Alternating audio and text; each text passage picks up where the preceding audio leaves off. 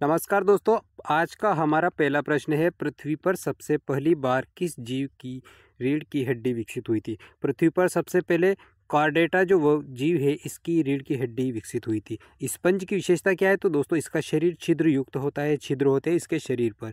Sponge में कंकाल किससे बना होता है तो स्पंज का जो कंकाल है वो स्पीक्यूअल का बना होता है। स्पंज का प्रजनन किस प्रकार का होता है तो स्पंज का प्रजनन लैंगिक और अलैंगिक दोनों प्रकार का होता है। जेलोफिश किस संघ का जीव है। जेलोफिश निडेरिया संघ का जीव है। नेक्स्ट प्रश्न, कोरल किस संघ का जीव है। कोरल निडेरिया संघ का जीव है। टेपवर्म किस प्रकार का परजीवी है तो टेपवर्म आंतरिक परजीवी है। प्लेटीहेल्मिंथीज किस प्रकार का जीव है तो दोस्तों चपटे कीड़े होते हैं। राउंडवर्म किस का वैज्ञानिक नाम क्या है तो राउंडवर्म का वैज्ञानिक नाम एस्कारिस नाम है। हुकवर्म किस का रोग का कारण है तो दोस्तों हुकवर्म जो है वो एनीमिया रोग का कारण है। अगला प्रश्न, फिलेरियल वर्म किस रोग का कारण है। हाथीपांव रोग का कारण है फिलेरियल वर्म। केचुआ की त्वचा पर क्या पाया जाता है। केचुआ की त्वचा पर दोस्तों श्लेष्मा पाया जाता है। केचुए की गति किस पे होती है तो पेशियों और सेटे के द्वारा केचुए की गति होती है। जोंक चिकित्सा में क्यों उपयोगी है दोस्तों, रक्त चूसने में सहायक है इसलिए इसे चिकित्सा में प्रयोग किया जाता है। आर्थोपेडा का प्रमुख लक्षण क्या है तो संधिपाद आर्थोपेडा का प्रमुख लक्षण है। अगला प्रश्न, कीटों का श्वसन अंग है दोस्तों, कीटों का श्वसन अंग ट्रेकिया है। झींगा का श्वसन अंग क्या है। झींगा का गिल्स से श्वसन अंग होता है। मकड़ी का रक्त कैसा होता है। नीला रक्त होता है मकड़ी का, कॉपर युक्त। बिच्छू का डंक किसके लिए उपयोगी है। बिच्छू का डंक किसके लिए उपयोगी है तो दोस्तों शिकार पकड़ने और रक्षा करने के लिए बिच्छू का डंक उपयोगी है। टिड्डी का वैज्ञानिक नाम क्या है तो दोस्तों टिड्डी का वैज्ञानिक नाम लोकस्टा मिग्राटेरिया टिड्डी का वैज्ञानिक नाम है। अगला प्रश्न, तितली का कायांतरण किस प्रकार का होता है। तितली का जो कायांतरण है वो पूर्ण कायांतरण होता है। मधुमक्खी शहद किस अंग से बनाती है तो दोस्तों मधुमक्खी जो शहद बनाती है वो हनी बैग अंग से बनाती है।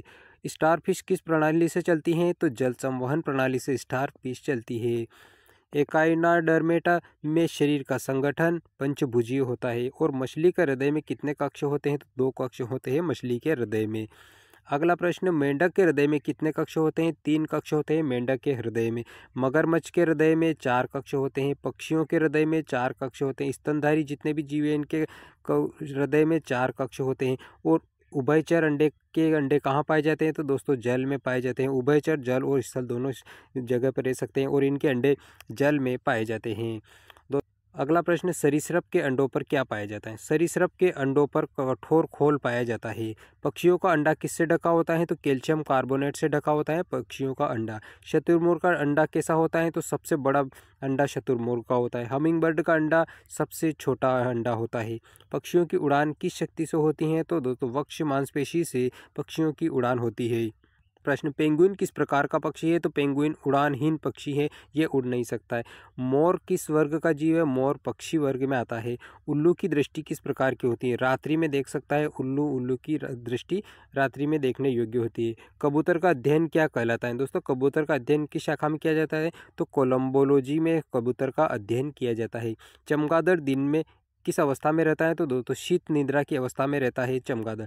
दोस्तों वीडियो पसंद आ रहा है तो लाइक कर दीजिए और चैनल को सब्सक्राइब कर लीजिए। बढ़ते हैं अगले प्रश्न की ओर। अगला प्रश्न है, कंगारू कहाँ पाया जाता है तो दोस्तों ऑस्ट्रेलिया में पाया जाता है कंगारू। प्लेटिपस किस प्रकार का स्तनधारी जीव है तो अंडज जीव है प्लेटिपस। नीलवैल किस प्रकार की होती है तो ये जलचर स्तनधारी होती है नीलवैल। सबसे बड़ा स्थलीय स्तनधारी कौन सा है तो दोस्तों सबसे बड़ा स्थलीय स्तनधारी हाथी है। सबसे तेज दौड़ने वाला स्थलीय स्तनधारी कौन सा है तो चीता सबसे तेज दौड़ने वाला जीव है स्तनधारी। नेक्स्ट प्रश्न, गोरिल्ला किस वर्ग का जीव है। गोरिल्ला स्तनधारी वर्ग का जीव है। मानव किस गण का जीव है तो दोस्तों प्राइमेटस वर्ग गण का जीव है मानव। डॉल्फिन का श्वसन अंग फेफड़े होते हैं। डॉल्फिन की पहचान किस विधि कौन सी है तो दोस्तों प्रतिध्वनि लोकेशन के माध्यम से उसकी पहचान की जाती है। हाथी के दांत किसके बने होते हैं तो दोस्तों दंत द्रव्य के बने होते हैं हाथी के दांत। गेंडे का सींग किससे बना होता है दोस्तों। गेंडे का जो सींग होता है वो केरोटीन का बना हुआ होता है। हड्डी पक्षियों की हड्डियाँ कैसी होती हैं। पक्षियों की हड्डियाँ कैसी होती हैं। पक्षियों की हड्डियाँ वायवीय होती हैं। कछुआ किस वर्ग का है? तो कछुआ सरीसृप वर्ग का है। मगरमच्छ सरीसृप वर्ग का है। कछुआ और मगरमच्छ दोस्तों सरीसृप वर्ग में आते हैं। सांप के विष का प्रमुख कार्य क्या है? दोस्तों सांप का विष जो है वो तंत्रिका तंत्र रक्त को प्रभावित करता है, जिसके कारण मनुष्य की मृत्यु हो जाती है।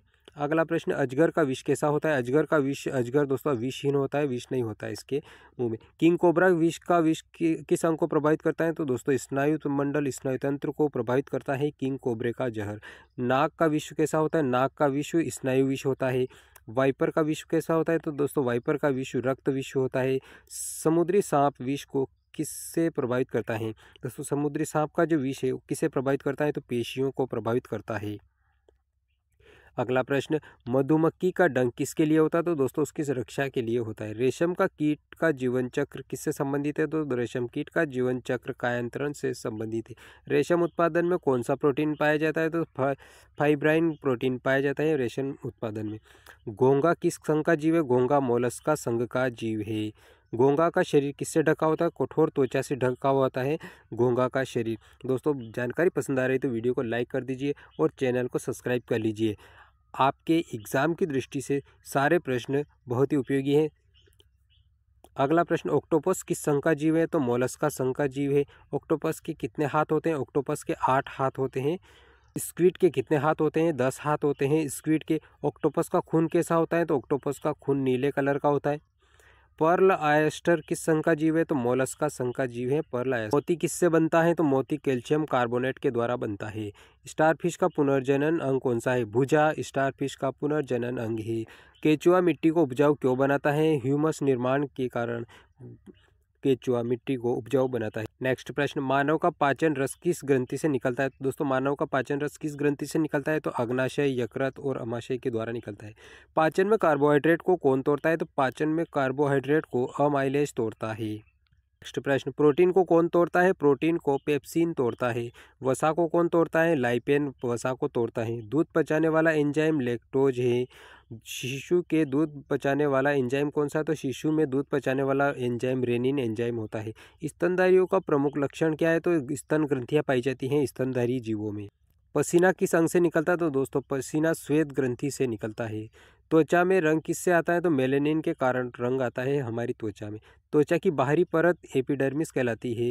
त्वचा की आंतरिक परत डर्मिस कहलाती है। बाहरी परत को एपिडर्मिस और आंतरिक परत को डर्मिस कहा जाता है। नाखून किस प्रोटीन के बने होते हैं? दोस्तों नाखून केरोटीन के बने होते हैं। नेक्स्ट प्रश्न, बाल किस प्रोटीन के बने होते हैं? तो बाल केरोटीन के बने होते हैं। पसीने का मुख्य घटक जल और लवण होता है।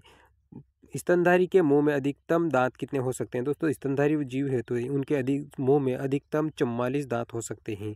मानव में दांत कितने प्रकार के होते हैं? मानव में 4 प्रकार के दांत पाए जाते हैं।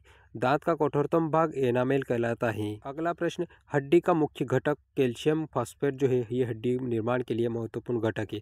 आरबीसी का निर्माण दोस्तों अस्थि मज्जा में होता है। डब्ल्यूबीसी का निर्माण अस्थि मज्जा व लसिका ग्रंथियों के द्वारा होता है। रक्त का पीएच मान, मानव रक्त का पीएच मान कितना है? 7.4 है।